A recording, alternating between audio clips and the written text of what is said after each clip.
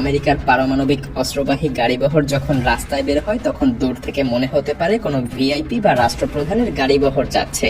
আসলে এর গুরুত্ব তার চাইতেও বেশি। এই কনভয়ের সামনে পেছনে থাকে পুলিশের টহল গাড়ি, যারা ট্রাফিক আটকে রাস্তা পরিষ্কার করে দেয় যেন প্রধান বহর বাধাহীনভাবেই এগোতে পারে। সাধারণ মানুষ বুঝতেও পারে না যে আসলে এখান থেকে কি যাচ্ছে।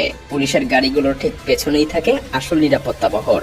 কালো রঙের শক্তিশালী সাজোয়া যানগুলো চারদিক থেকেই সেই পারমাণবিক ট্রাকটাকে ঘিরে রাখে।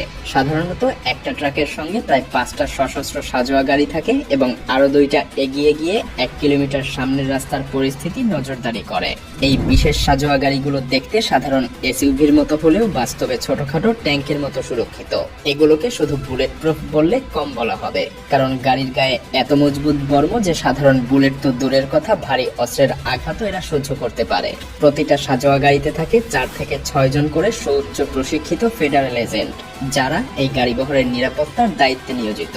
তাদের হাতে থাকে হ্যান্ডগান, শটগান থেকে শুরু করে স্বয়ংক্রিয় অ্যাসল্ট রাইফেল পর্যন্ত, এবং সেই সাথে প্রচুর গোলাবারুদ তো আছেই। প্রতিটা সাজোয়া যানের ছাদেও প্রয়োজনে ব্যবহারের জন্য বসানো থাকে অটোমেটিক মেশিন গান।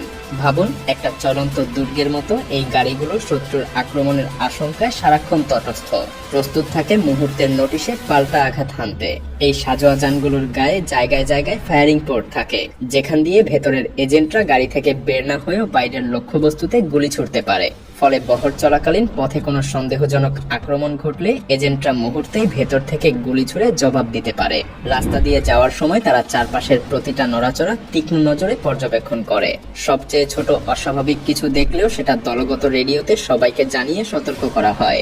আসলে পুরো কনভয়ের প্রতিটা যান একে অপরের সাথে বিশেষ নিরাপদ রেডিও নেটওয়ার্কের মাধ্যমে সর্বক্ষণ সংযুক্ত থাকে। এই গোপন রেডিও যোগাযোগ একাধিক পৃথক চ্যানেলের মাধ্যমে পরিচালিত হয়।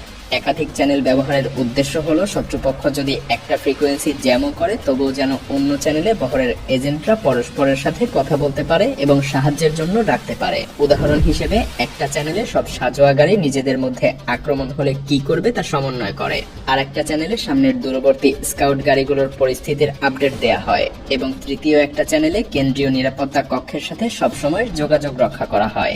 আলাদা আলাদা কোড নেম এবং এনক্রিপ্টেড ভাষায় কথা বলা হয়, যাতে এর অর্থ বাইরের কেউ বুঝতে না পারে।